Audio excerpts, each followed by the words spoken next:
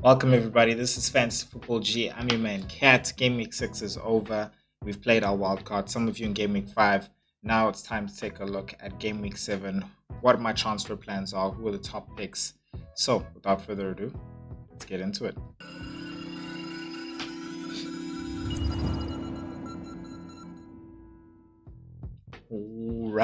All right.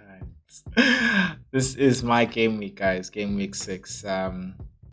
So I'm recording this a little bit after the Brighton game, using Fantasy Football Hub to review my live rank. So you guys can check how I still use it. I still got the link in the description below. Go out and get it. You have missed the 50% off deal, but they still got a good deal where if you don't win your mini league, then you can get all of your money back. So use the link in the description below, sign up for it as well. You can get a monthly or you can get a year subscription.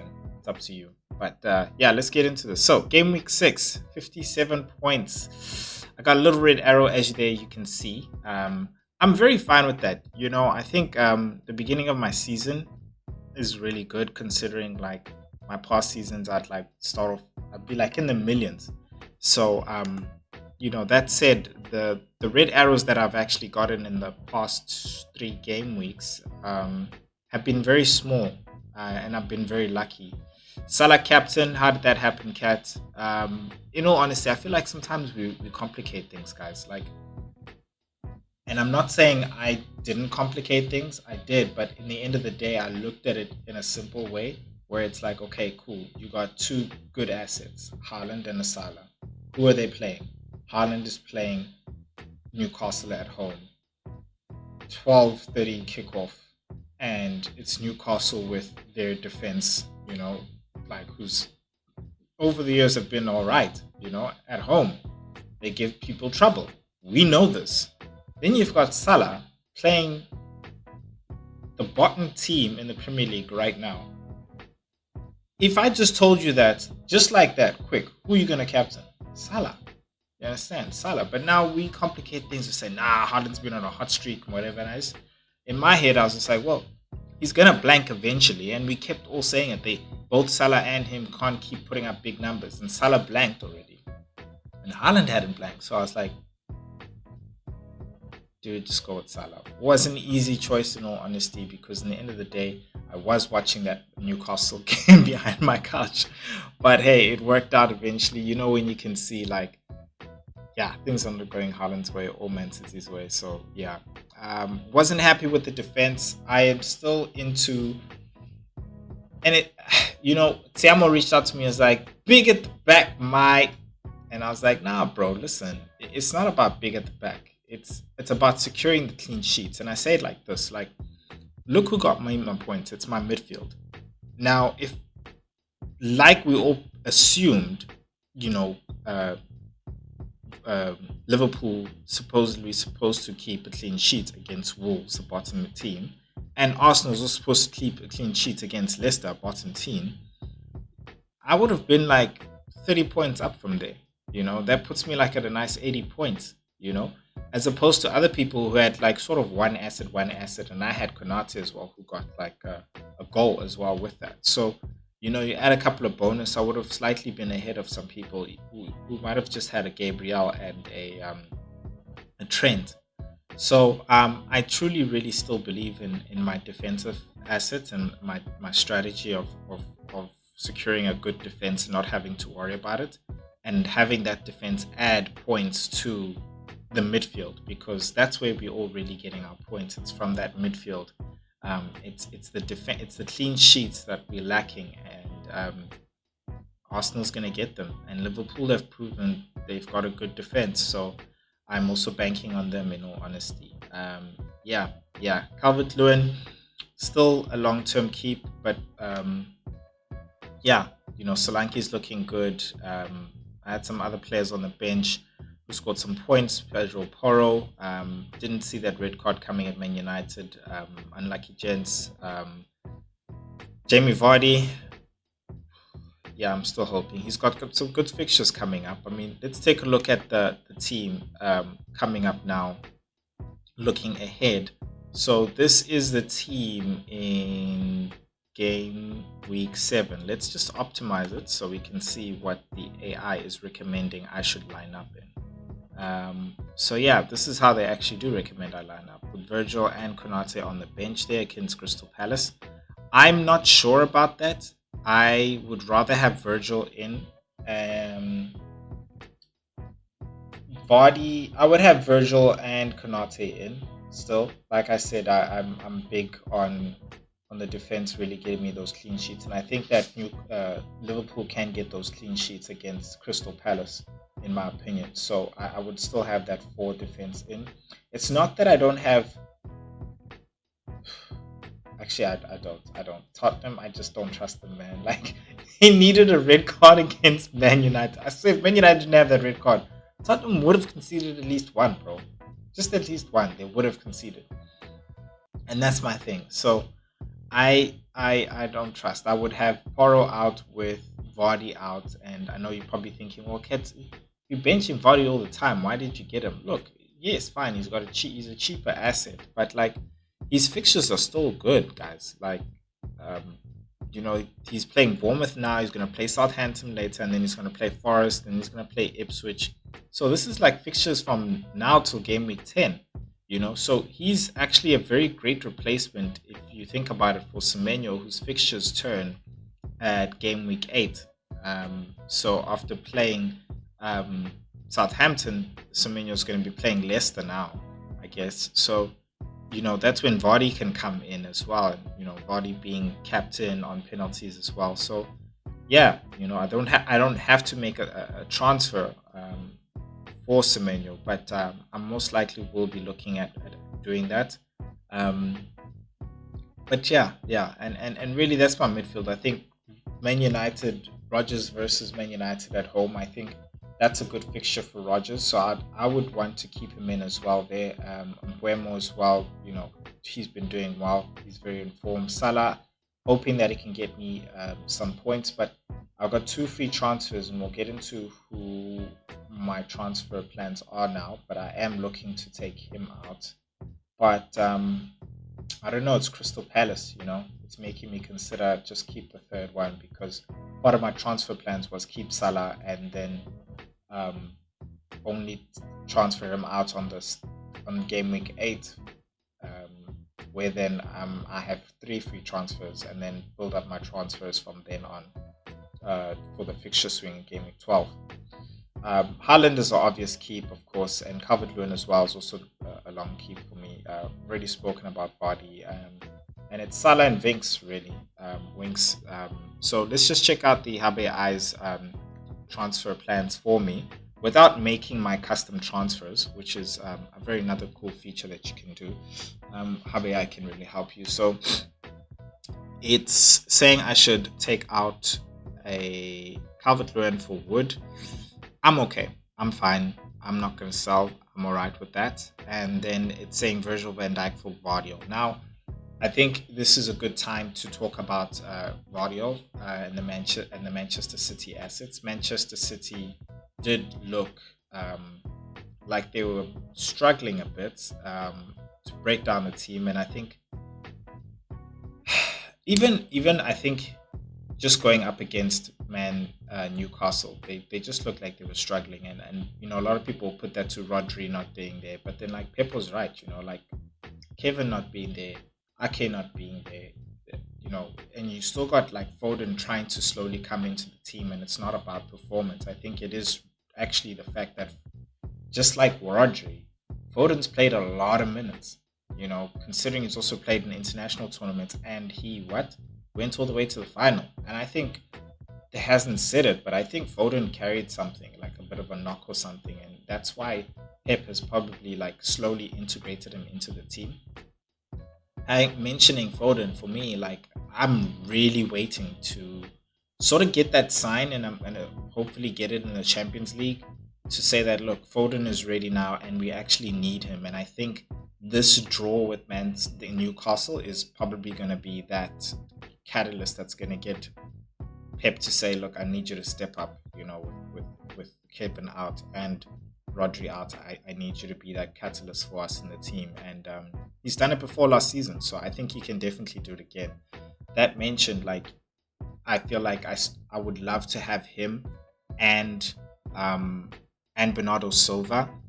I think they'll be great assets for Man City's attack going down the center, in all honesty, especially with Bernardo's minutes and his here and there returns, which I'm really looking forward to, honestly, to adding.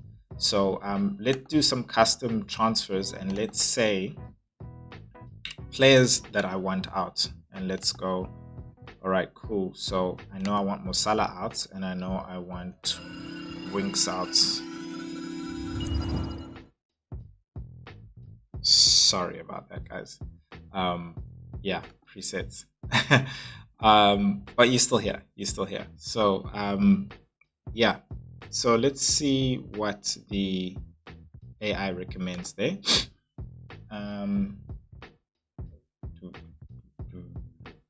All right. So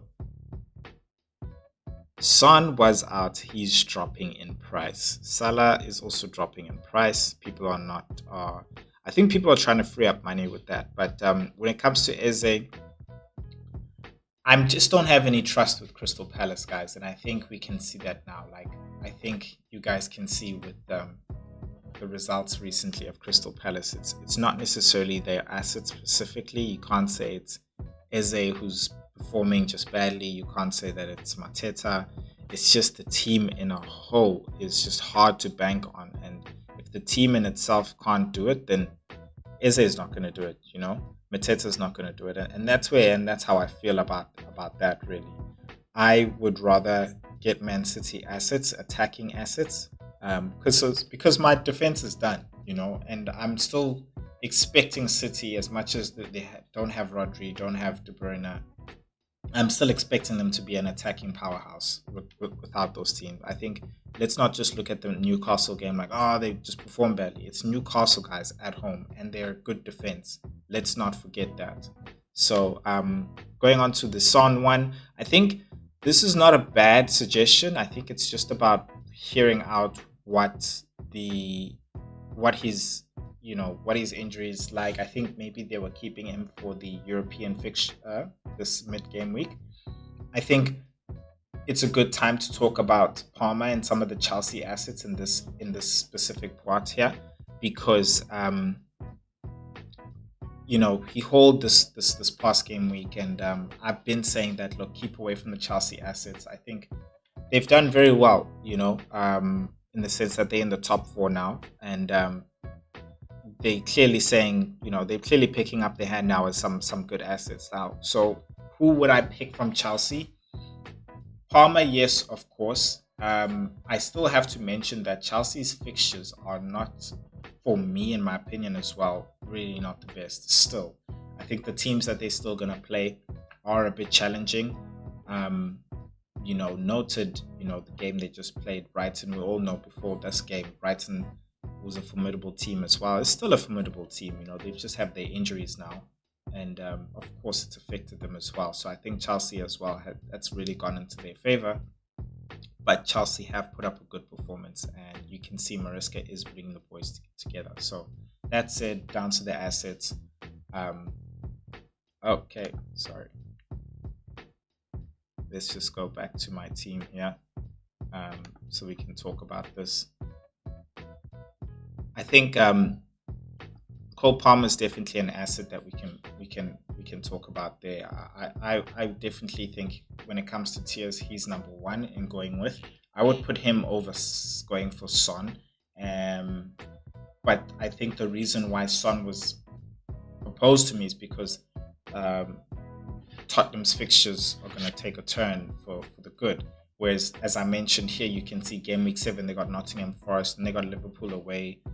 This is Chelsea, and then they got Newcastle as well at home, and then Man United away, which I frankly can't say is hard, but Man United, they turn up when they turn up, man. You never know. Then they got Arsenal as well. So, I'm looking at 4 fixtures there between game week 8 and 11, where I'm just like, nah, dude. And in my opinion, Palmer's not fixture proof. He's He's not. The great thing about him is that he is resting during the week, so he's definitely a great pick. Price is rising. He's at 10.7 now. So would I go for him? I would not, just because of the fixtures. I need to see them perform in those fixtures as well. They haven't played. They played a Man City, and you saw what that was. Now let's see them play.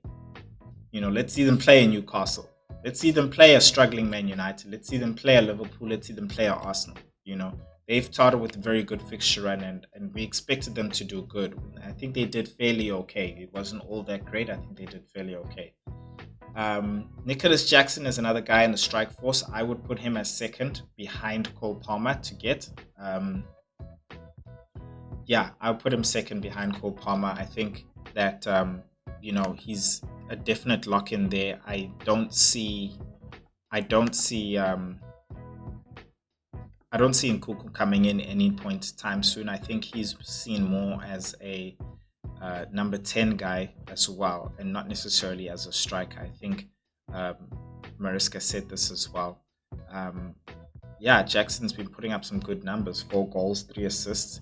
He's definitely in form at 7.0, and he's got 40 points as well. Price is 7.8, so a bit more pricey than Solanke. But again, for me, it's just the fixtures, guys. It's really just the fixture. And then who would you go, Kat, as your number 3? Because I like to, put it as like 3. For me, Madueke is predicted to be higher in points than Sancho. Yeah, I would have to go Madueke on this one. I think he's a good differential. He's definitely getting in there, into that attack as well. But you can't ignore Sancho. I think I'd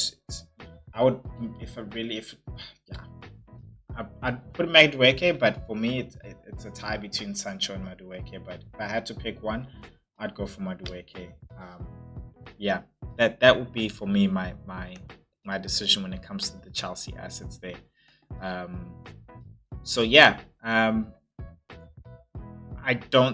I'm gonna wait out until the Champions League fixtures are done, the European fixtures are done, the midweek fixtures are done, and then I'm gonna make a decision on my transfers.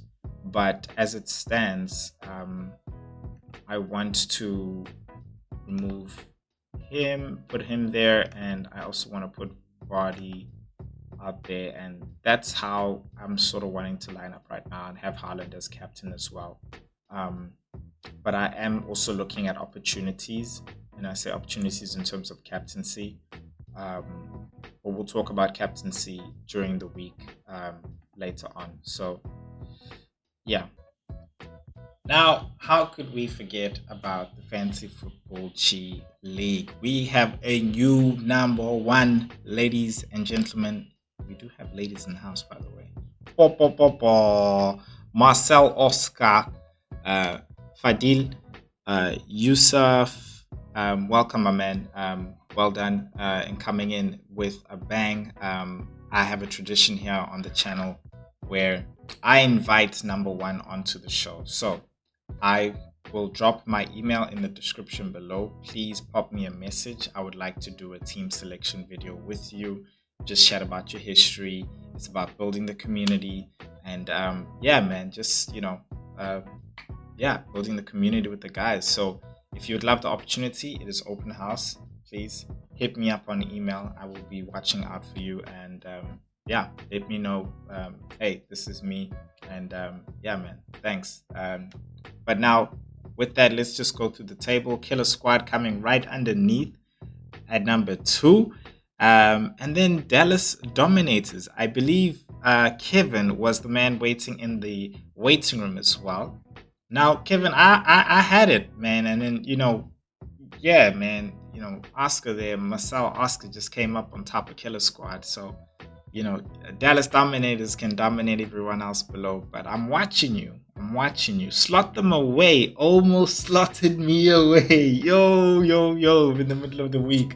I'm watching you too. See how at number 4 they're maintaining his position. And then the Tempestuous C. as well. Joseph, yo, hey, you know these guys. You know when you got guys who are just like on your neck, bro. Like they don't want to just guys, just please, just why can't you be like strangers FC? They coming in out of nowhere, popping out back down. Like Bloodline FC is not even here anymore, but I'm mentioning it because I love the name. So well done, Strangers FC, popping up too, man. Honestly, doing good at number 6 there. Morgan Smith's White was at number 2, but he's just dropped down now. Very bad. Haaland captaincy honestly didn't work out for us. Pedro Porridge keeping his number 7 spot so far. And then I've got Mainu Shoes. Shoes need to be polished at number 9. And back of the Neto is at the back of the 10-0 of the Fantasy Football G League. Guys, honestly, loving the consistency with you guys. It's what's keeping it competitive. I mentioned the top 10 and only the top 10. So Bloodline FC not keeping it in the bloodline of the top 10. They're going to need to come back if they're going to want a good and better mention like the rest of the guys over here. Really loving it, guys. Marcel, hit me up. My email is in the bottom. It's using the old channel's name. It's called FPL Banter 411 at Gmail. So please hit me up, man. I would love to organize a time where we can actually have you on the channel as well. Yeah, but what's more important is it's Champions League, and I have done my Champions League Match Day 2 preview and build up. So check that out. I will see you guys in that video. And if you want to see how I did for if you want to see how I built up to Match Day 1, you can actually check out that video down there, and I will see you guys in that video. Peace.